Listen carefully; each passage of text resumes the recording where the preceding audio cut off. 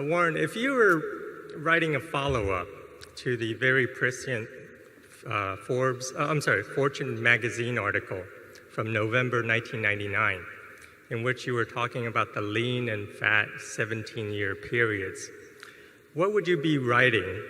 And since we're halfway through this third 17-year period, how is it turning out based on your expectations from back in 1999?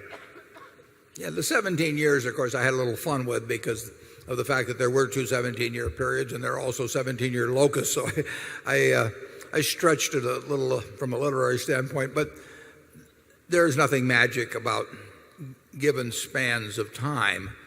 There was something very different between the first 17 years of that 34-year period and the second 17, and I use that for kind of a dramatic contrast. If I were writing something now, I would say what I said just a little earlier in response to Frank Martin's question, that it is, if I had to own long bonds or a long-term position in equities, I'd rather have equities, but I would not have high expectations for them, but I would have expectations beyond 4 3/4%.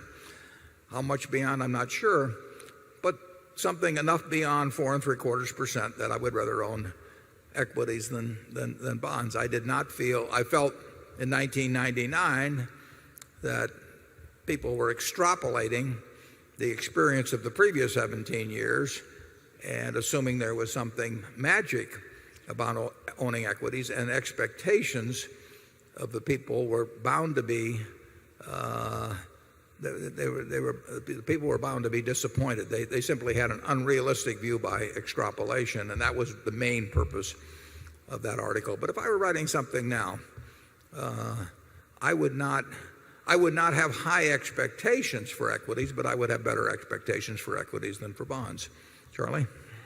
Yeah, and I would say that since that article was written, the results from owning equities have been pretty lean, at least compared to what happened in the glorious 17 years that preceded. So Warren has been right so far, and he's probably right now when he says modest expectations. Yeah, you really don't have in markets, you can't say something terribly important or intelligent every day or every week or every month. That's one of the problems of if you went on television too often or to write weekly letters or something of the sort. Every now and then you get something extreme. I mean, I did close down the partnership in 1969 and an article appeared. I did give an interview in 74. I gave another interview in 81 or 2. I mean, every now and then things really get out of whack. And but the gradations in between, they're too tough. But the nice thing about it is you don't have to have an opinion every day or every week or every month. You know, if you own some good businesses and you bought them at the right price, if they get to a silly price, you probably should sell them. And if you find that